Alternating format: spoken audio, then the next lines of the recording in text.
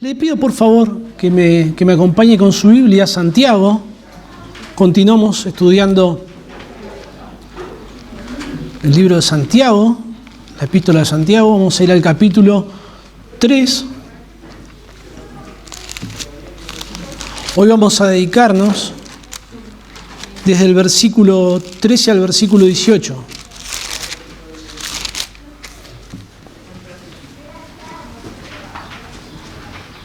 Si usted tiene que tomar una decisión sobre algún tema, sobre todo si es algún tema espiritual, usted sabe, como enseña la Biblia, que en la multitud de consejeros hay seguridad, y usted va a pedir consejo a alguien, usted necesita saber que la persona que le va a estar dando un consejo es una persona sabia. Porque si la persona que le va a dar el consejo no es una persona que le va a transmitir la sabiduría de Dios por medio de lo que enseña su palabra, las consecuencias van a afectar su vida. O sea, de la misma forma que cuando usted va a preparar un alimento, una comida, usted busca un cocinero para saber cómo se lleva adelante. Si no es un cocinero, si es alguien que no sabe del tema, usted va a arruinar alimentos nada más. Va a perder algo de dinero, ¿no? Depende de qué es lo que esté cocinando. Pero si es una decisión que tiene que ver con su vida, usted podría arruinar su vida por seguir malos consejos. Bueno, el pasaje que vamos a estudiar hoy nos enseña cómo identificar si la persona que nos está dando un consejo es una persona sabia o no lo es. También nos ayuda a identificar si nosotros somos o no somos sabios. Dice así la palabra de Dios. ¿Quién es sabio y entendido entre vosotros? Muestre por la buena conducta sus obras en sabia mansedumbre. Pero si tenéis celos amargos y contención en vuestro corazón, no os jactéis ni mintáis contra la verdad. Porque esta sabiduría no es la que desciende de lo alto, sino terrenal, animal, diabólica. Porque donde hay celos y contención, allí hay perturbación y toda obra perversa. Pero la sabiduría que es de lo alto es primeramente pura, después pacífica, amable, benigna, llena de misericordia y de buenos frutos, sin incertidumbre ni hipocresía. Y el fruto de justicia se siembra en paz para aquellos que hacen la paz. Un artículo escrito por un psicólogo sobre el tema de la sabiduría contemporánea, la sabiduría en nuestros tiempos, se titula de la siguiente manera: Personas sabias, estas son las 6 características que las definen. Bueno, la persona en el artículo desarrolla cada una de estas 6 características. Yo solamente voy a mencionar las 6 características. Sienten curiosidad por una gran variedad de temas. Llevan un registro mental de sus dudas. No les avergüenza mostrar su ignorancia. Tienen experiencia de vida y se mueven por muchos ámbitos. Toleran la incertidumbre. Y en último lugar, la lectura es un hábito constante. Si usted quiere ser considerado sabio, debería, a los ojos de este mundo, por lo menos, o de este psicólogo, usted debería cultivar estas 6 características. Pero dudo que si usted solamente cultiva esto, sin lugar a dudas, usted no va a ser sabio a los ojos de Dios. No hay ningún requisito moral.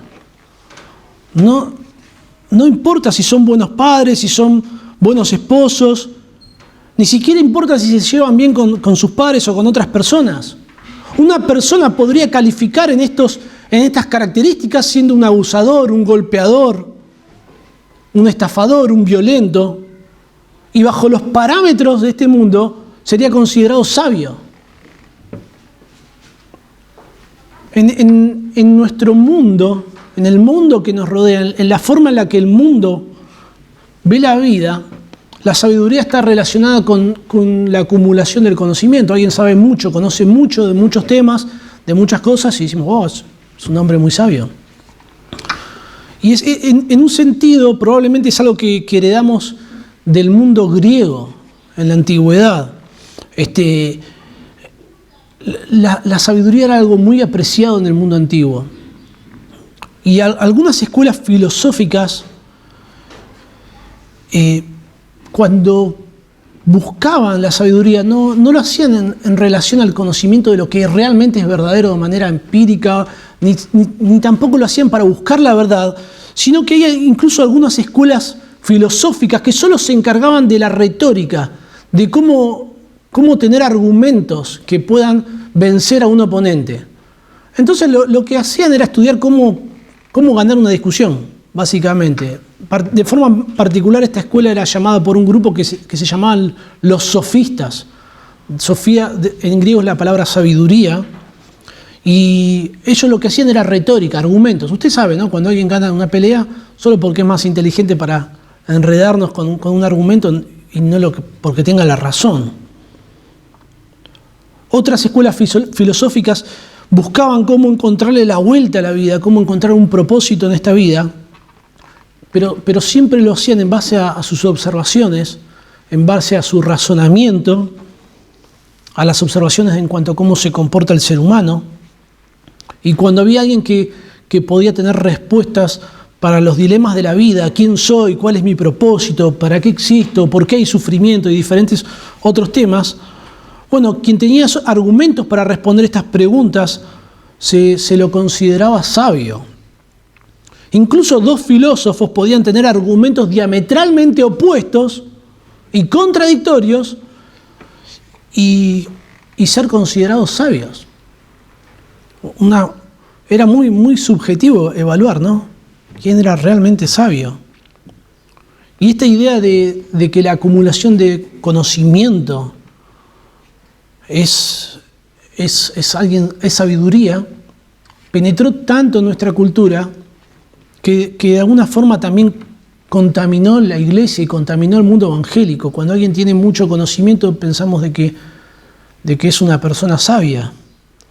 Usted vio cuando hoy en día se promocionan diferentes conferencias, usted ve los oradores y no va a haber pastores. No, nadie va a poner como título fulano de tal pastor, fulano de tal anciano, siervo de Cristo, sino que son psicólogos, psicopedagogos, sociólogos, incluso doctores. Entonces alguien va a enseñar sobre un tema y bueno, el título es que es un doctor.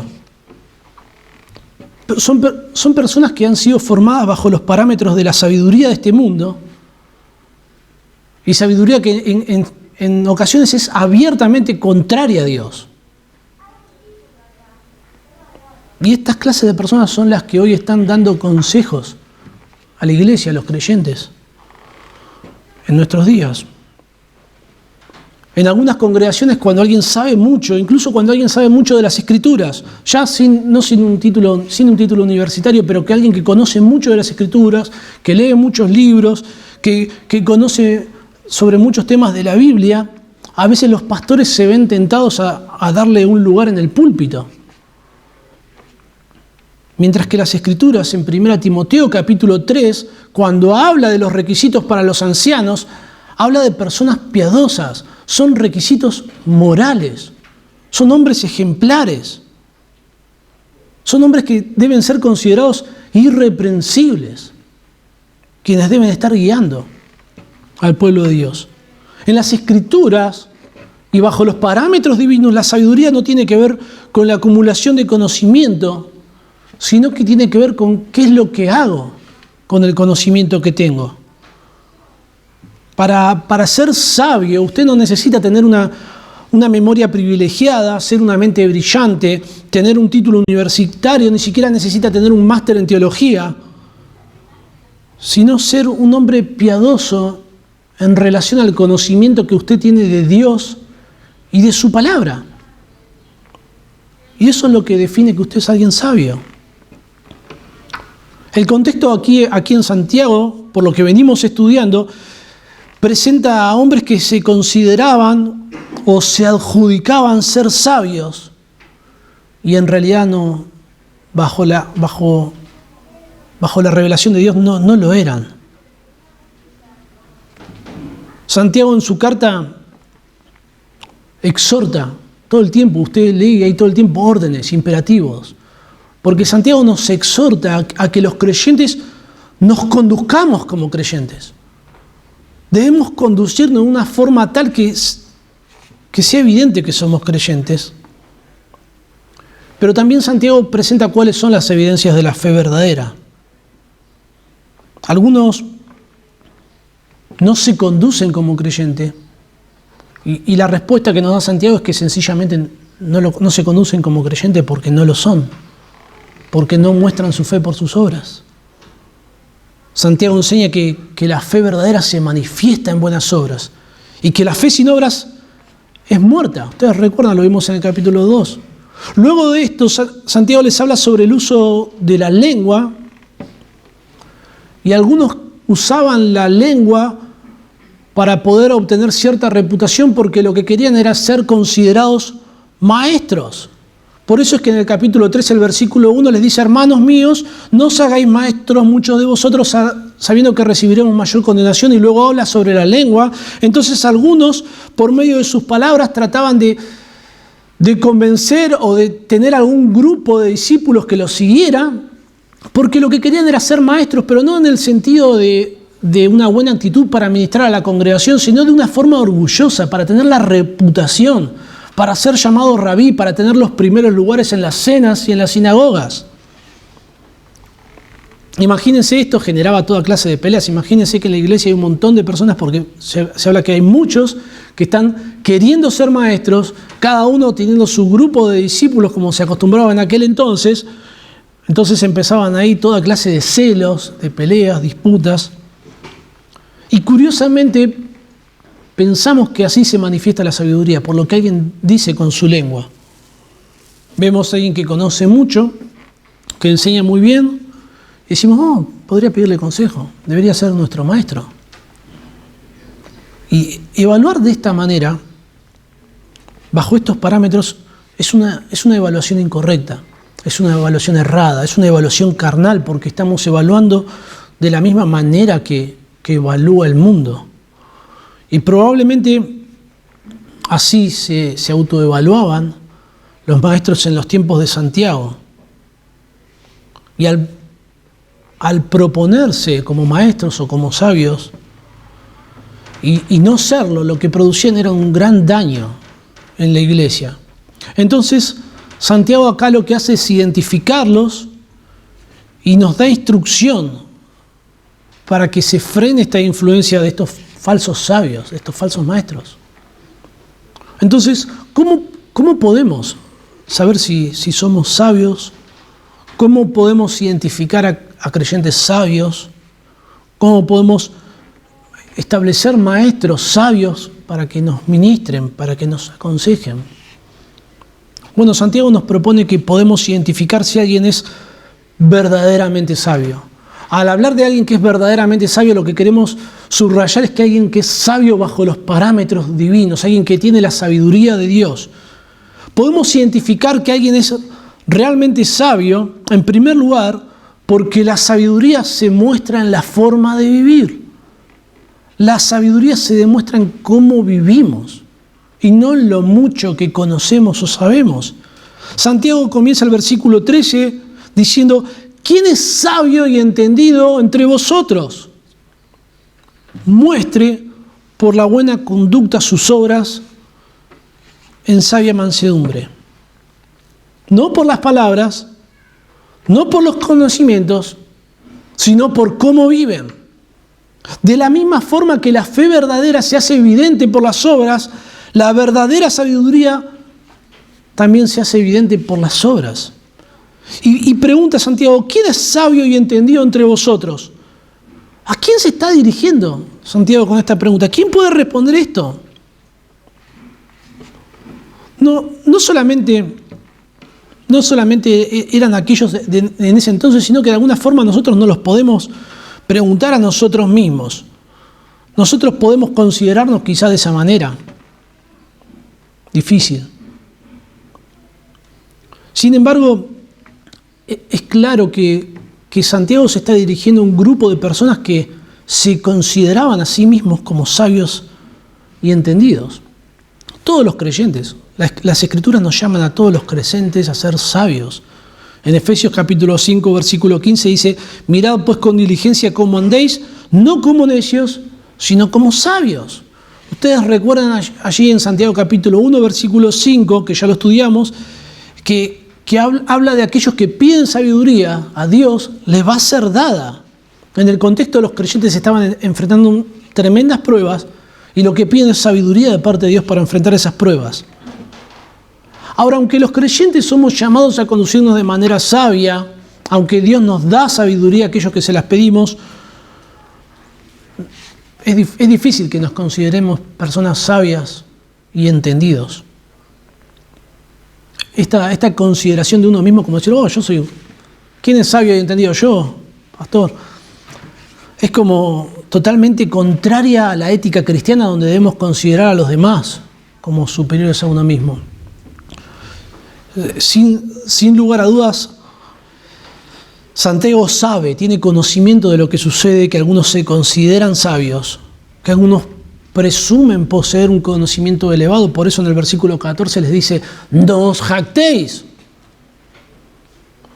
Probablemente los mismos que pretendían ser maestros en el capítulo 3, versículo 1, probablemente este mismo grupo de personas también se consideraban sabios. Y imaginamos toda esta lucha por ver quién era más sabio entre ellos, quién tenía la reputación de ser sabio, quién podía ser un maestro, y esto generaba guerras, pleitos, celos, contención.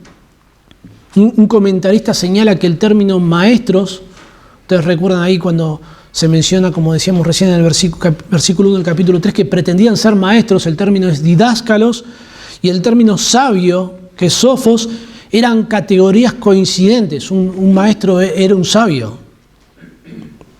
Claramente, quienes se consideraban sabios, quienes se adjudicaban este título, no debían hacerlo, y lo que tenían era una autopercepción de ellos mismos totalmente distorsionada de la realidad. El pastor John MacArthur cita lo siguiente, dice, es difícil encontrar a alguien que se autodenomine tonto. Casi todo el mundo tiene una alta y poco realista opinión de su sabiduría, aunque no lo digan. Es el orgullo de nuestro corazón el que nos puede impulsar a creernos sabios. En ese sentido, todos corremos este peligro de envanecernos, de pensar que no necesitamos el consejo de nadie, que las sabemos absolutamente todas. Pero cuando una persona que se considera sabio y no lo es, está en una posición de liderazgo de una forma orgullosa, esto se hace mucho más evidente y se produce mucho más daño a la iglesia. El comentarista Douglas J. Moo dice lo siguiente, es verdad que en muchas ocasiones los que se jactan de su sabiduría y los que están en posición de crear un conflicto importante son los líderes mismos. Pero cualquier miembro de una congregación podría causar este tipo de problemas oponiéndose al liderazgo o incitando discusiones para defender sus propias opiniones. ¿No? Alguien entre nosotros en una casa, en un hogar, reuniéndose con otros hermanos, este no sabe nada. Ese sermón fue un desastre. Vení, yo te voy a explicar cómo es esto. Eso estuvo mal. Aunque Santiago probablemente tiene un grupo, ¿no? En mente, un grupo de la congregación en su mente cuando hace esta pregunta, sus enseñanzas respecto a este tema son de utilidad para todos. Todos tenemos el peligro, la capacidad potencial de considerarnos en una categoría espiritual que no nos pertenece, considerarnos sabios, considerarnos maestros y de alguna forma dividir y causar daño en una iglesia. Ahora, ¿qué significa esta pregunta de ser sabio? La palabra griega sabio es la palabra sophos, de donde viene el nombre que nosotros usamos, Sofía, que significa sabiduría, un nombre muy, muy bonito. Y es una palabra que se utilizaba en el mundo griego para identificar a alguien que era erudito en algún tema o en alguna filosofía. Incluso a veces se utilizaba para alguien que descubría algo o que investigaba algo de manera teórica y se lo consideraba un sabio. En el mundo griego, la sabiduría era más una cualidad que una actividad que se llevaba a cabo. En cambio, en las Escrituras, cuando se habla de sabiduría, lo que se describe es un dominio experimentado y competente a la vida y los problemas de la vida. La sabiduría es el conocimiento que Dios nos da para vivir la vida, acorde a sus parámetros, para enfrentar los desafíos, los problemas que esta vida presenta, para criar los hijos, para ser un buen esposo, una buena esposa, para llevar mis trabajos o mis estudios de una forma que agraden a Dios. Todo lo que hacemos. La sabiduría no tiene que ver con lo que conozco, con lo mucho que sé, con cuántos libros leo, sino con cuánto aplico mi vida de lo que conozco. Y es eso lo que determina si alguien eso no es sabio. La sabiduría de alguna forma es una cosmovisión, es una visión del mundo. Pero la sabiduría verdadera, la sabiduría de Dios, es una cosmovisión del mundo que está sujeta a Dios, sujeta a la palabra de Dios. La sabiduría tiene que ver con lo que hago. Entonces yo no necesito tanto escuchar lo que alguien dice, sino con ver cómo lleva adelante su vida, cómo cría a sus hijos, cómo lleva su matrimonio, cómo realiza su trabajo. Yo puedo decir, este hombre es sabio. En Job 28:28 dice, aquí el temor del Señor es la sabiduría y el apartarse de mal, la inteligencia. Esta declaración nos enseña que el temor de Dios es apartarse del mal y que apartarse del mal es ser sabio, es ser inteligente, tiene que ver con la piedad. Las Escrituras enseñan que el principio de la sabiduría es el temor de Dios, el temor de Jehová. Nosotros tenemos temor de Dios cuando nuestras acciones, nuestras actitudes, nuestros objetivos y nuestros sentimientos están en armonía con las actitudes, los sentimientos y los objetivos de Dios. El temor de Dios es esa clase de reverencia, de respeto a Dios que nos frena de hacer ciertas cosas y que mueve nuestra voluntad a hacer lo que Dios establece por medio de su palabra. Alguien sabio y alguien entendido, menciona Santiago. Esta palabra entendido es una palabra que aparece una sola vez en el Nuevo Testamento. Es la palabra griega epistemón, de donde viene nuestra palabra castellana epistemología, que es la ciencia que trata de estudiar cómo adquirimos el conocimiento. En la versión Septuaginta, que es la versión griega que había en aquel entonces del Antiguo Testamento, esta palabra se utiliza para traducir una palabra hebrea que significa expertos. ¿Quién es sabio? ¿Quién es un experto? Y lo que denota es un conocimiento aún más especializado. Sin embargo, esta expresión sabio y entendido era una expresión que se utilizaba en el mundo hebreo, que se utilizaba en el Antiguo Testamento. Probablemente Santiago utiliza estas dos palabras porque era algo que los eruditos llaman un hebraísmo, una forma de hablar. Entonces, esta pregunta de Santiago que nos parece confusa, ¿quién es sabio y entendido entre vosotros? ¿Cómo responder algo así, siendo un hijo de Dios? Bueno, fue clara esta pregunta para sus destinatarios. O sea, había personas que se jactaban de ser sabios, que buscaban ser maestros. Ellos entendieron que esta pregunta apuntaba a ellos y Santiago los llama de alguna forma que den un paso al frente, a que ellos se identificaran. O sea, Santiago ya sabía que en la iglesia había personas que se consideraban así. Bueno, ¿quiénes son esos? ¿Quiénes son estas personas? Toda su enseñanza está señalando de alguna forma a este grupo de una manera particular.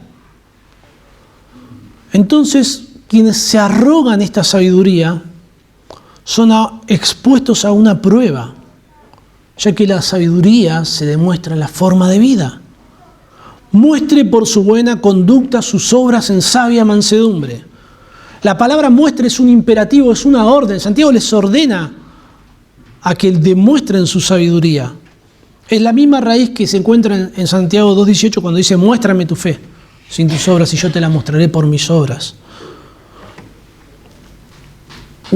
Piensen, ¿no? Esta gente le encantaba presumir su sabiduría. Por eso en el versículo 14 le dice que no deben jactarse. A ellos les encantaba demostrar que eran sabios. Entonces Santiago le dice, bueno, ¿quiénes son los sabios? Muéstrenlo. Ellos ya se estaban subiendo, ya estaban agarrando el micrófono. Pues les encantaba mostrar su sabiduría, se jactaban de su sabiduría. Pero luego le dice, bueno, muéstrenlo por su buena conducta. Muéstrenlo de la forma que ustedes no lo presumen. Ustedes lo presumen por el uso que hacen de la lengua.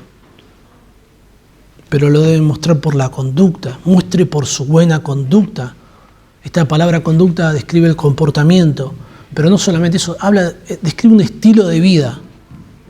La conducta personal. Cómo alguien vive su vida. En Hebreos capítulo 13, versículo 7, dice así: acordaos de vuestros pastores que os hablaron la palabra de Dios, considerad cuál haya sido el resultado de su conducta e imitad su fe. Nosotros no deberíamos imitar a los líderes que Dios pone en una iglesia solamente porque tienen un título de líderes, sino que debemos considerar su conducta, debemos evaluar la conducta de ellos a la luz de la palabra de Dios. Y si la conducta es acorde a los parámetros de Dios, ahí sí, imitar la fe. La sabiduría se demuestra en buenas obras. De la misma forma y al mismo tiempo que demostramos que hemos recibido fe verdadera, que somos salvos, que somos hijos de Dios, de la misma forma que la fe se hace evidente, junto con la fe se hace evidente la sabiduría que Dios da. Pero no solamente es hacer las cosas correctas, no solamente es hacer lo que corresponde.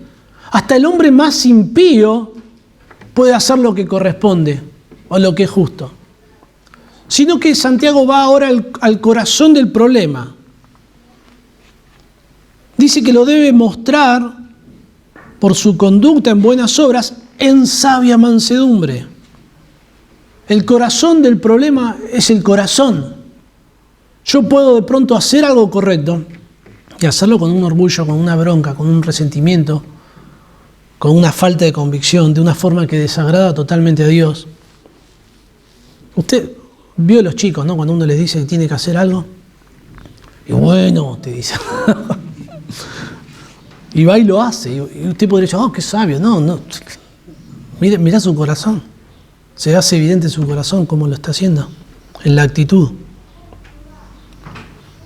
Es el aspecto interior a lo que va Santiago. La mansedumbre no es pasividad, no es debilidad. Algunos la definen a la mansedumbre como el poder bajo control. La forma adjetiva de esta palabra se utilizaba para describir un caballo salvaje que es domado, y al ser domado cede el control de su camino a la voluntad de su dueño, de su amo.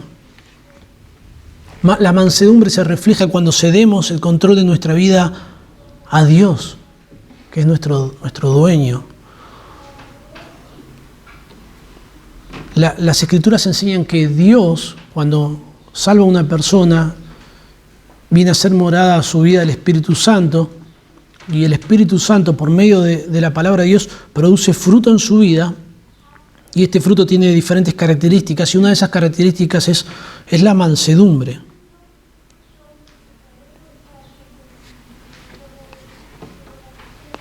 Esa es la forma en la que nosotros debemos recibir la instrucción de parte de Dios. Cuando Dios nos habla por medio de la predicación, por medio de su palabra, por medio de las Escrituras, nosotros debemos estar dispuestos previamente a hacer de lado nuestras pasiones, nuestros pensamientos, nuestros razonamientos, para hacer lo que Dios dice en su palabra y hacerlo de buena gana, con mansedumbre. En Santiago 1:21, Santiago dice, por lo cual desechando toda inmundicia y abundancia de malicia, recibid con mansedumbre la palabra implantada. No podemos, ¿no?, imaginar a alguien que demuestra su sabiduría en sus buenas obras con mansedumbre, dando un paso al frente cuando le preguntan, ¿quién es sabio? Yo. No hay manera. Usted no necesita que alguien se le dé la posibilidad de predicar la palabra de Dios en el púlpito de la iglesia para saber si es sabio o que se le dé una posición de liderazgo para ver si es sabio. Usted lo que necesita es ver su vida.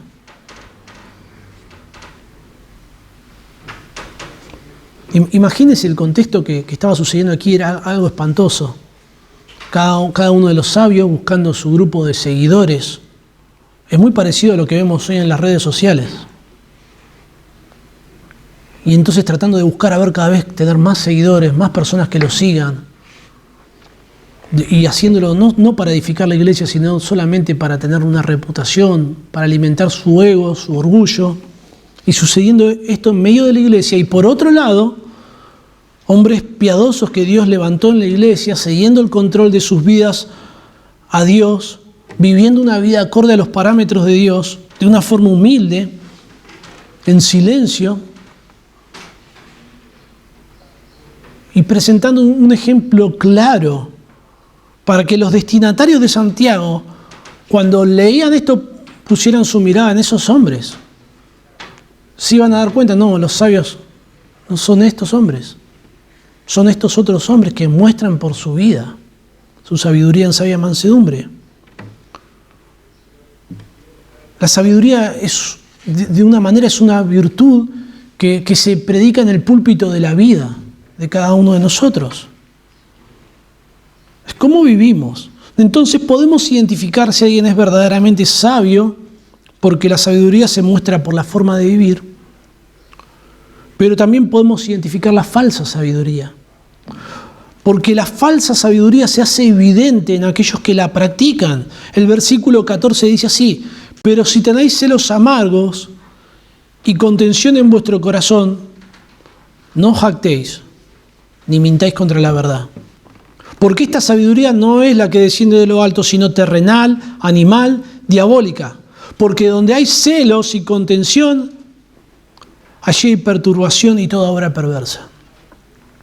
Dice, comienza toda esta sección, este párrafo diciendo, pero. O sea, todo lo que se menciona aquí es un contraste, es algo totalmente opuesto a aquella sabiduría que se demuestra por la buena conducta en sabia mansedumbre. Santiago ahora pone en evidencia la sabiduría que no es de Dios. El propósito de Santiago ahora es que estas personas que se adjudicaban esta sabiduría dejen de hacerlo, los confronta con esa realidad y implícitamente son confrontados a arrepentirse. Por otro lado, nos ofrece también información a nosotros para que podamos identificar la falsa sabiduría y desecharla. Entonces, primero Santiago lo que describe es cuál es la motivación de esa falsa sabiduría. Dice, pero si tenéis celos. Esta palabra celos es muy curiosa porque tiene dos aspectos. En un sentido hay un aspecto que es positivo, significa entusiasmo, interés serio. Describe esa clase de compromiso por algo que tenés celo por eso. Por ejemplo, en Romanos capítulo 10, versículo 2, Pablo habla de los israelitas y él dice lo siguiente, dice, pero yo les doy testimonio de que tienen celo por Dios. Yo les doy testimonio de que los israelitas tienen un compromiso apasionado por Dios, que tienen interés en Dios, que se entusiasman por Dios. Entonces tiene una connotación buena. Pero, como es el caso aquí, tiene una connotación negativa. Significa envidia, contienda, competencia, resentimiento. En Gálatas capítulo 5 figura como las obras de la carne, aquellos que no han sido regenerados por Dios, manifiestan esto. Ahora, lo difícil de los celos, que a mí me parece muy interesante al ver estos dos aspectos, es que en ocasiones los celos les queda muy bien el disfraz de la verdad. Le queda muy bien el disfraz de la piedad. Entonces alguien que se autopercibe como alguien celoso por Dios y se considera celoso por la verdad de Dios, por la teología, por las Escrituras, pero todo ese celo lo lleva a murmurar de los líderes, a murmurar de otros hermanos, a tener en poco a los que tienen menos conocimientos que él, a generar peleas, discusiones.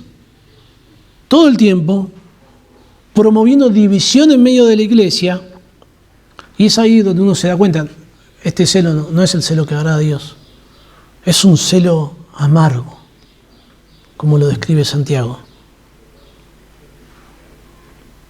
Luego se menciona celos y contención, celos amargos y contención. Ese egoísmo significa esta palabra, ambición. La Biblia de las Américas lo traduce como ambición personal.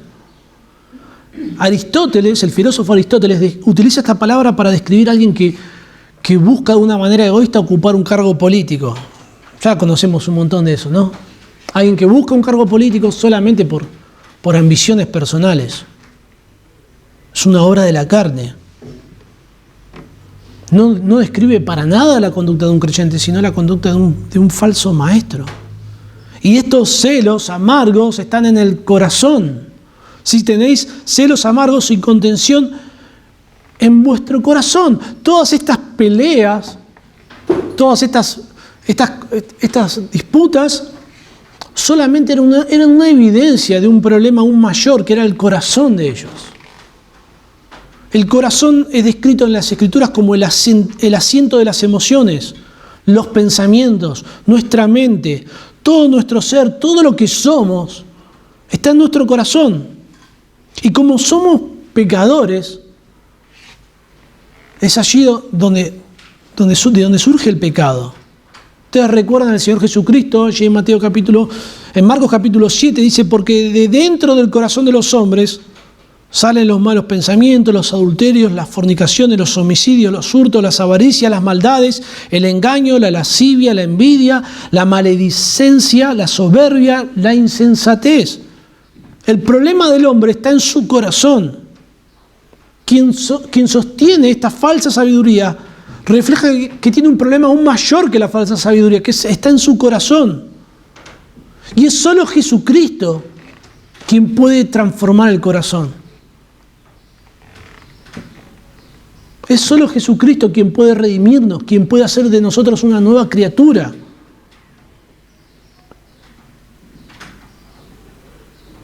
Es tan grave la situación que se describe acá, que los tiene que exhortar Santiago y les dice, no jactéis, ni mintáis contra la verdad. Esta palabra jactarse describe a alguien que es presumido. Se cree ser sabio y no lo es. Lo presume, lo publica, se siente orgulloso, está contento. Porque es así como él se considera. No hay nada de mansedumbre en esto. Santiago en el capítulo 2 describe personas que decían que eran creyentes y que no lo eran. Al comienzo del capítulo 3 describe personas que decían que eran maestros y no lo eran. Y ahora Santiago describe personas que dicen que son sabios y no lo son. Por eso les dice, ni mintáis contra la verdad. Acá el sentido es que esta mentira tiene que ver con decir que son sabios, cuando en realidad son unos necios. Esta falsa sabiduría tiene una motivación desviada desde su corazón y se caracteriza porque no es la sabiduría de Dios. Dice, esta sabiduría no es la que desciende de lo alto. Hablar de que algo que viene de lo alto, para los hebreos era hablar de algo que viene de parte de Dios. Esta sabiduría no viene de Dios, sino que es terrenal, animal y diabólica. Es terrenal porque está limitada a lo que el hombre puede descubrir sobre cómo vivir la vida solamente en este tiempo y por medio de la observación. Es una forma de ver la vida sin tener en cuenta a Dios, sin tener en cuenta la voluntad de Dios, sin tener en cuenta la palabra de Dios. Es animal. Esta palabra la utiliza Judas para describir a los que no tienen el espíritu como sensuales. Significa sensual. Tiene que ver con esa parte del hombre donde reinan nuestros sentimientos, nuestra razón. Es lo que el hombre puede percibir por los sentidos. Es la sabiduría que el hombre puede adquirir solamente por medio de los sentidos, por medio de la observación, por medio del razonamiento. Y tengamos en cuenta que cuando el hombre cayó en pecado, el pecado afectó al hombre de una manera radical, de una manera completa, total, incluso en sus razonamientos, en sus sentimientos.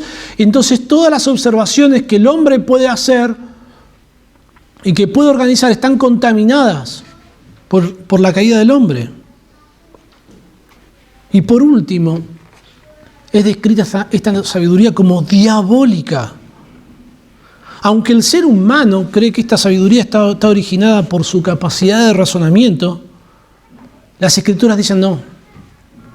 Esto que ustedes traen acá no es porque ustedes son inteligentes. Esto viene de Satanás mismo.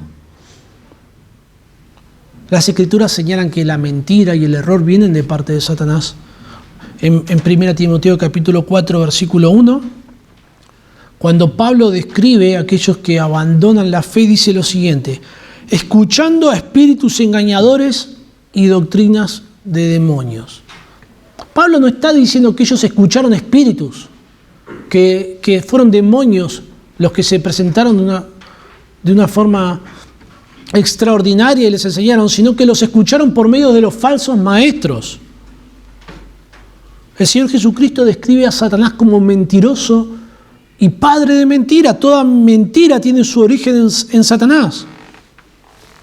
El ser humano toma filosofías como sabiduría, pero no lo son.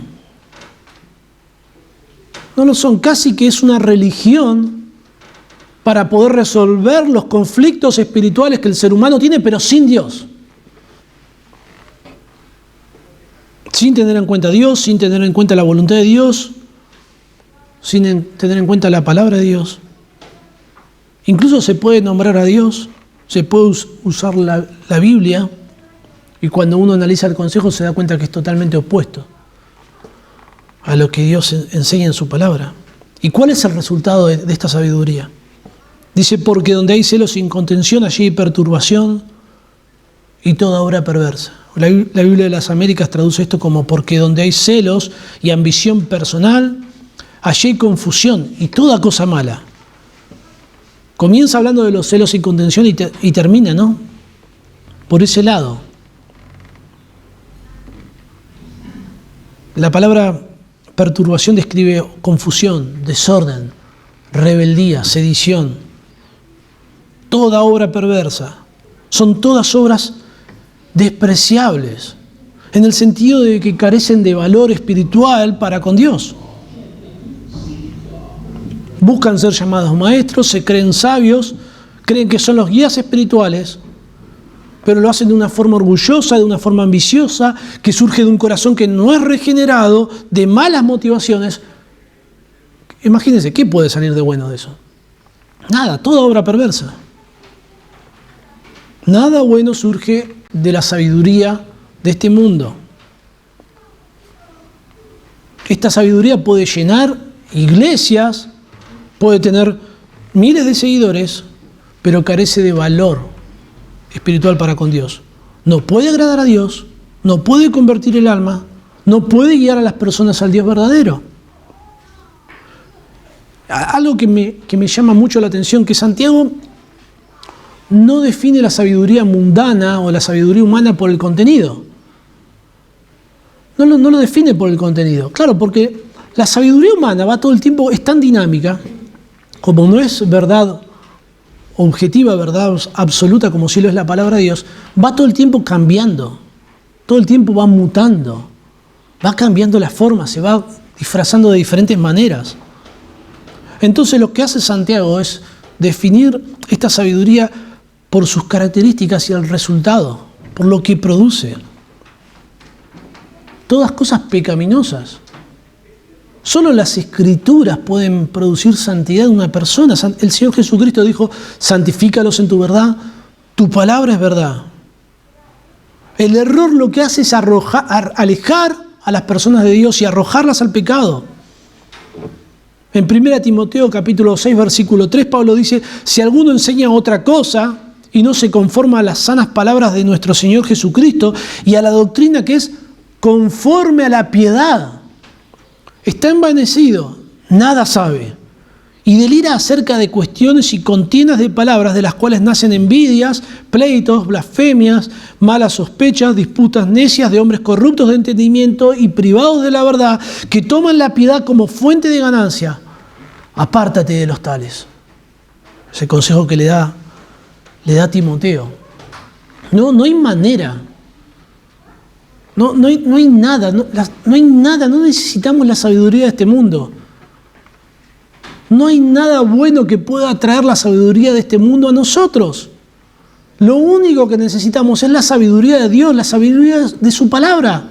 Toda escritura es inspirada por Dios y es útil y da un montón de características y dice, a fin de que el hombre de Dios sea perfecto, sea completo, enteramente preparado para buena obra. Si usted es un creyente, lo único que usted necesita es la palabra. Y si usted no encuentra respuestas en las escrituras para un problema, no sea orgulloso, busque otro que le enseñe, busque otro que le diga.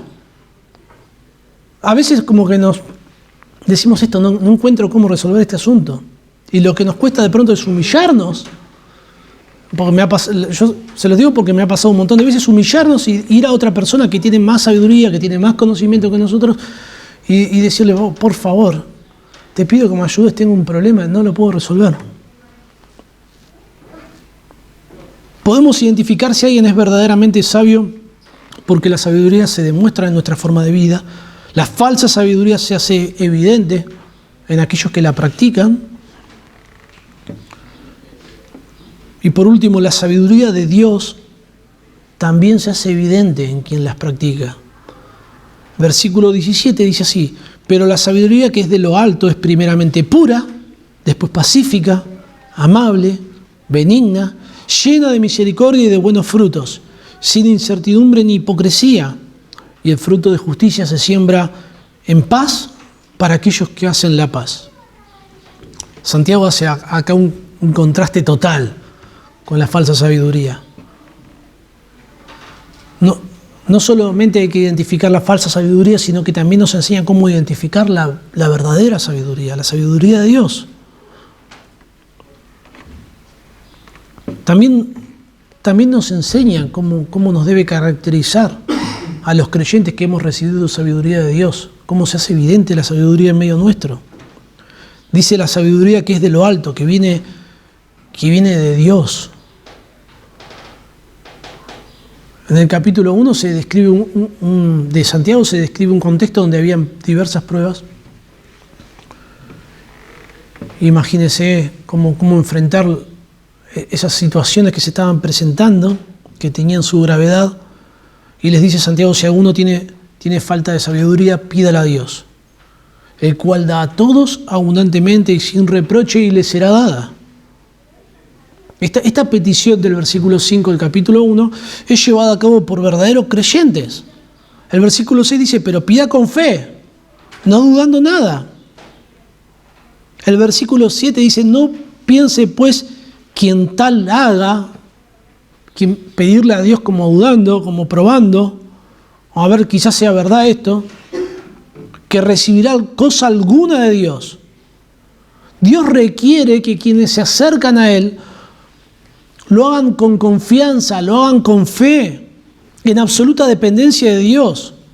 Y acercarse a Dios sin fe, sin confianza, sin creer en lo que Él promete en su palabra, dudando de lo que Él promete, en desconfianza, lo que demuestra esto es incredulidad. Alguien que no es un verdadero creyente.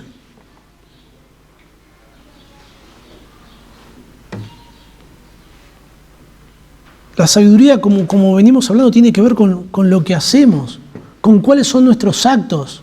El primer paso de sabiduría que un ser humano lleva a cabo es cuando oye al Evangelio, respondiendo con fe.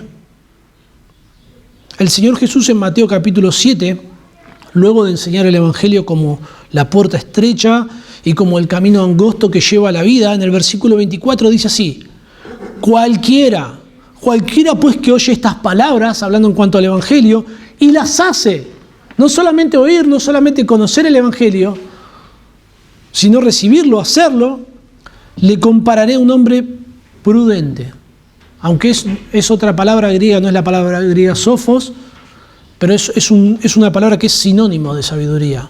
Un hombre sabio, aquel que se rinde a Cristo, aquel que acepta el Evangelio, aquel que viene a Cristo por fe, es un hombre prudente.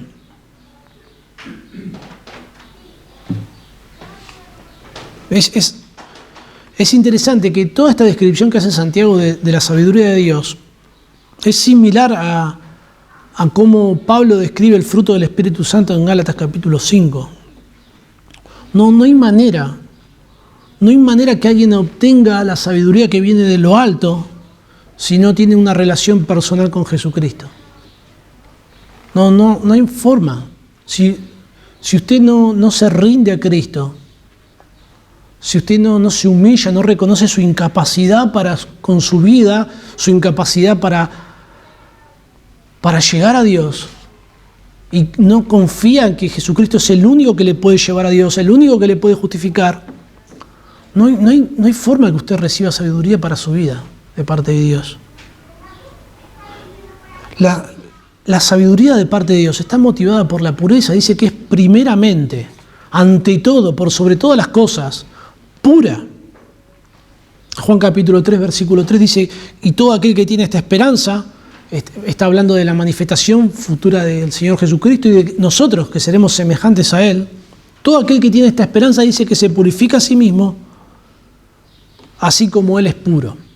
La idea es que cuando usted vive su vida a la luz de la esperanza del regreso de Cristo, esto tiene consecuencias en su vida espiritual, en su pureza. Un día usted se va a conformar a la imagen de Cristo, pero tener esta esperanza hace que usted se vaya conformando día a día a la imagen del Señor Jesucristo.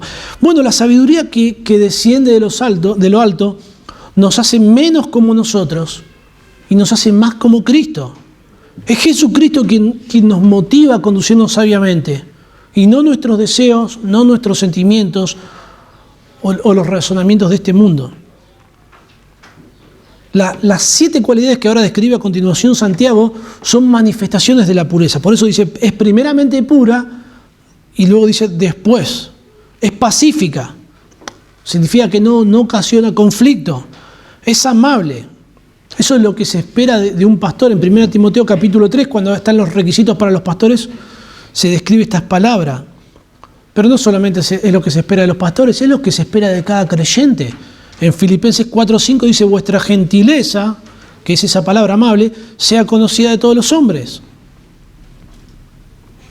Esta palabra amable no tiene un equivalente castellano, pero lo que encierra es la idea de alguien que es moderado, alguien que es razonable. En este caso describe a alguien, imagínense los conflictos que había con estos falsos maestros, describe cómo reaccionaba a estos conflictos. El autor Peter Davids dice lo siguiente sobre esta palabra: alguien que no se enoja, no hiere, ni se pone a la defensiva cuando le provocan. Otro pastor describe a alguien que es humildemente paciente, se somete al deshonor y al abuso, se somete a los maltratos y a la persecución. Es benigna. Esta palabra benigna significa alguien que es fácil de persuadir. Y hay que explicarlo esto porque si no es peligroso. No describe a alguien que no tiene convicciones y que lo llevan por todos lados. No es eso lo que describe, sino que es alguien que está dispuesto a escuchar al otro y que si hay algo que tiene que cambiar, si hay algo que tiene que corregir, porque es verdadero, porque es correcto y porque está equivocado, lo va a hacer. Llena de misericordia. No solo perdona a los demás, sino que está dispuesto a darle una mano para ayudarlos. Llena de misericordia y de buenos frutos. Conecta esto a la misericordia con las obras. Alguien que es misericordioso no es alguien que tiene muchos sentimientos de cariño, de empatía, sino que lo demuestra. Es misericordioso por lo que hace.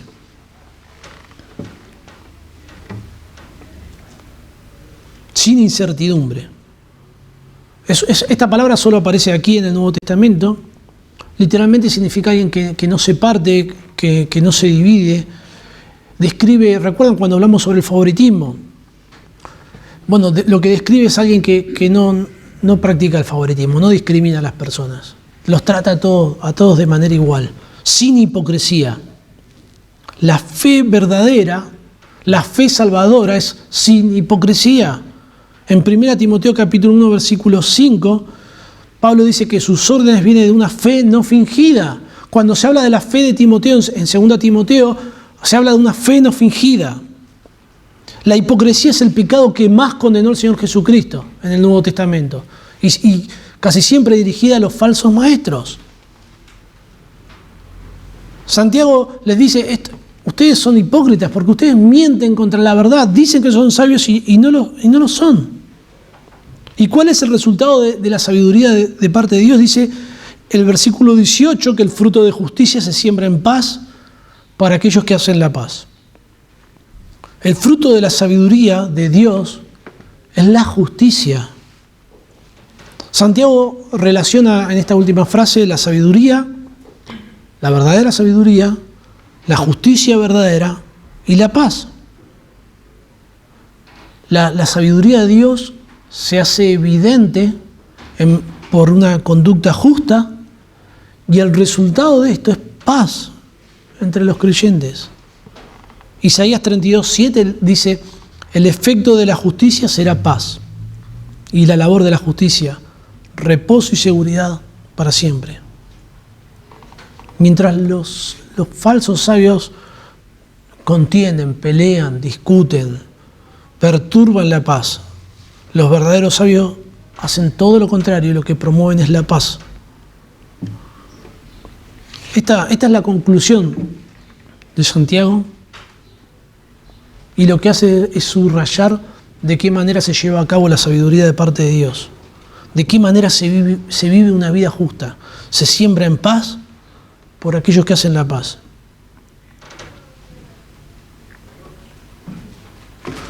Es imposible que usted pueda tener esta sabiduría de Dios si usted primero no tiene a Dios.